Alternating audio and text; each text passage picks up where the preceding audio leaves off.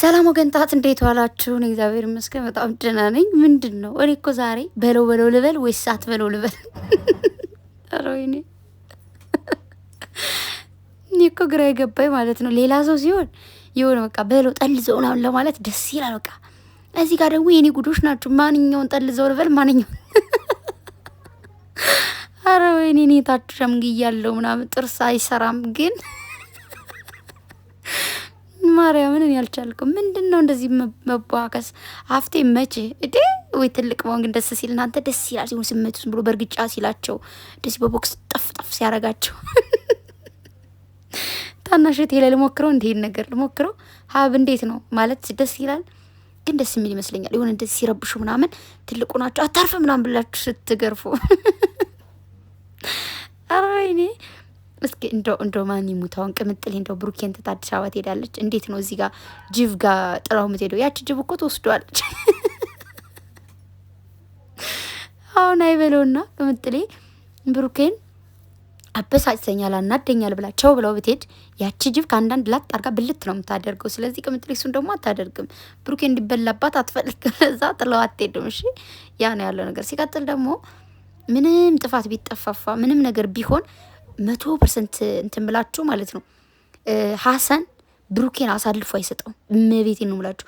ሁለታቸውን ይወዳል። ቅምጥሌንም ይወዳታል፣ ብሩኬንም ይወደዋል። ግን ደግሞ ብሩኬን ሙቶ ማለት ነው ነፍሱ በቃ እንዴት ነው ሲጥለበልል የሚለው ጓደኛው ነው። ኦኬ ምንም ጥፋት ቢያጠፋ ብሩኬ ምንም ቢያናድደው ቅምጥሌን እንድትሄድ ምናምን እንደዚህ ትሆን ታማለች እንደዚህ ትመርመር ምናምን ብሎ አያደርገውም። ወይ ደግሞ ከካሜራ ጀርባ መክሯቸው ብሩኬ እንደዚህ አጥፍታል እንደዚህ ይፈጠር ምናምን ብሎ ሁለታቸውን መክሮ ያስተካክላል እንጂ ምን አለችም በሉኝ። እኔ በአስርጣቴ ልፈርምላችሁ ሀሰን ብሩኬ እንደዛ የሚል ሰው አይደለም። የምሬ ነው። ብሩኬን በጣም ነው የሚወደው። በጣም በቃ የእናቴ ልጅ እኮ ነው የሚለው። አሰባችሁት? የእናቴ ልጅ ነው የሚለውና ይወደዋል፣ ያከብረዋል። ሁለታቸውንም ይወዳቸዋል፣ ያከብራቸዋል። የሁለታቸውን መለያየት የሚፈልግ ልጅ አይደለም። ምንም ቢፈጠር እንዳልኳችሁ ነው። ከካሜራ ጀርባ የሚጨርስ ነገር ይጨርሳል እንጂ እዚህ ጋር መጡ ጥላ ልትሄድ ነው ወይ እንደዚህ ነው ምናምን አይልም። ኦኬ ከዛ ደግሞ ሀፍቴን ደግሞ በጣም ነው የሚወደው፣ በጣም ነው የሚያከብረው። እንደዚህ አሁን እንዳያችሁ እንደዚህ ሊፈራገጥ አይችልም። እንዳያችሁት እኔ እወዳለሁ አከብራለሁ ምናምን ያለ ነበር። አያደርገውም ሲጀመር እንደዚህ አይሆንም። ደግሞ እንዴት ነው አሁን ወደዛ ሊሄዱ ሲሉ ባጃጅ ይዘዋል ምናምን። ከዛ ሀብ መጣ። ወዴት እየሄደ ነው? ወደ ቤት እየሄደ ነው ማለት ነው። ከዛ ወይኔ ጉዴ ወዴት እየሄድክ ነው ሲባል ወደ ቤት አለ። ሀብ እንግዲህ ያው ካሜራ ይዘናል ምናምን ብሎ አወራው ማለት ነው። ታሪክ እኮ ነው። የሰው ልጅ ይገናኛል እንደዚህ መንገድ ላይ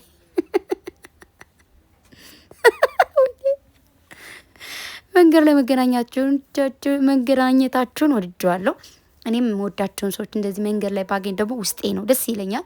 ሰው እንደዚህ ይገናኛል። እውነት ደስ ይላል። በቃ መንገድ ላይ ነው የተገናኙት። አልተዋደዋወሉም።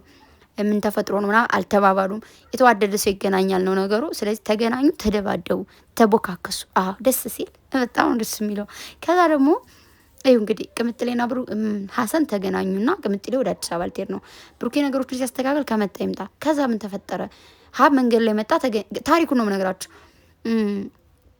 አንድ የባልና ሚስቶች ወንድም የሆነ ሀሰን የሚባል ልጅ የባልና ምንድነው ባልና ሚስቶችን ነጥሎ ቅምጥሌ የምትባለውን የብሩኬ ሚስት ይዞ ሊሄድ ወይ ደግሞ ብሩኬ አብሮ ከሄድ ካልሄደ ደግሞ ወስዳታለሁ በሚል ታሪክ ይገናኛሉ። ከዛ አቶ ሀብ የሚባል ደግሞ እንግዲህ የብሩኬ ወንድም የቅምጥሌም ወንድሟ ነው። በጣም ወድሽ ማከብር ሼቴን ይችላታል ሁልጊዜም ማለት ብቻ ሳይሆን ተግባር ላይ እንደዛ የሚወዳት ደግሞ መንገድ ላይ አልፎ ወደ ቤቱ ሊሄድ ሲል ምን ተፈጠረ? መንገድ ላይ ቁሞ አገኛቸው።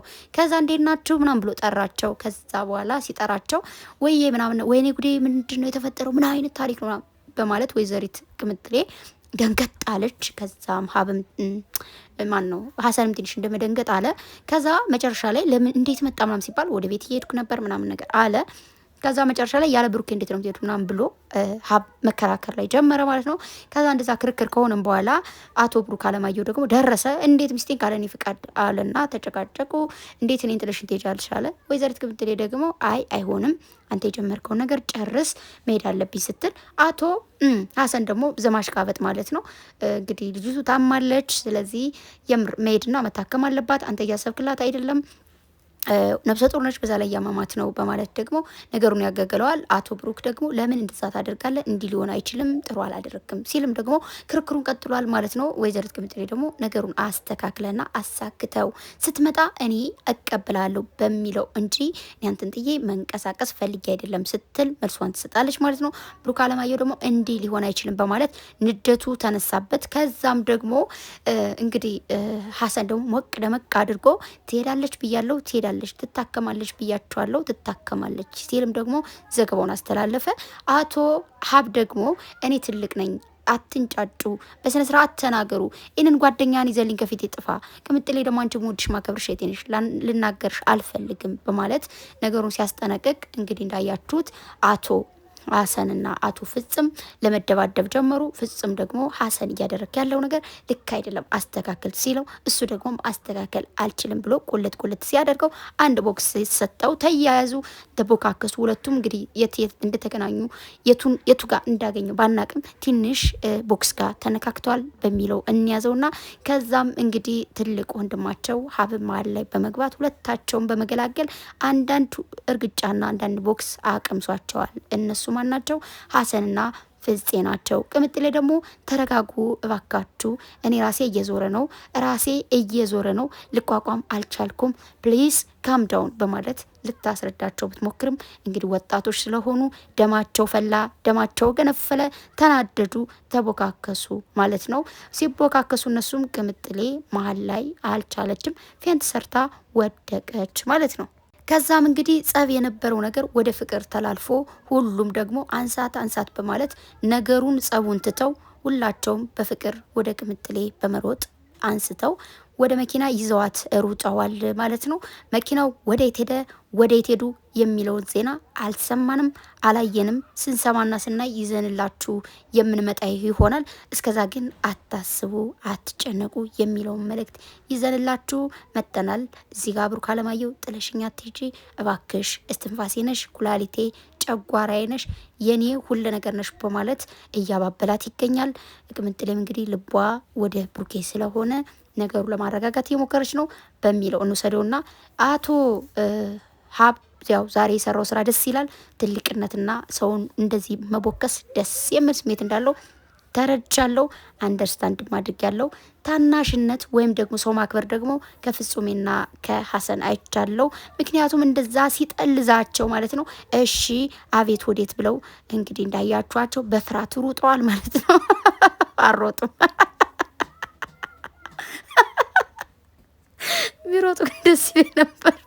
ቂጣቸውን እያከኩ ቢሮጡ አስፋልቱ ይዘው አንዳቸው በዚህ አንዳቸው በዚህ ስሜት ይሰጥ ነበር። ግን አሮጡም እንዴ! እኔ እኮ ጨነቀኝ። ግን በለው እንዳለ የትኛው ልበል? የኔ ጉዶች ተው እንጂ እንደዚህ አይነት ነገር አይሆንም። በእናንተ ሌላ እንደዚህ ባዳ ሲመጣ ለምሳሌ ቢና ሲመጣ በዚህም ጠቅ ታረጉት በለው ለማለት ይመቻል። እናንተ ግን እንዴት አባቴ አድርጌ እንዴ! ወዳችኋለሁ። ደግሞ ግን ደግሞ እባካችሁ ከዚህ ነገር ተቆጠቡ። እርስ በርሳችሁ አያምርም። እግዚአብሔርን ደስ አይልም። በቃ እኔ እኮ ጨነቀኝ። እናንተ እንደዚህ መደባደብ የለባችሁም። ቅምጥሌ መጨነቅ የለባትም። አትጨነቂ የኔ ቆንጆ። ጭንቀት ጥሩ አይደለም። እንደዚህ ፌንት ስትሰራ ብትወድቅና ማለት ስትወድቅ ብትመታና ምናምን ብላችሁ ማሰብ አለባችሁ። እውነቴን ነው፣ ከልቤ ነው። እንደዛ አታድርጉ ማለት ወዳለሁ። በተረፈ ዘገባው ነገ ይቀጥላል። ወዳችኋለሁ። ጥርሴን አሞኛል። አይዞሽ በሉኝ ባይ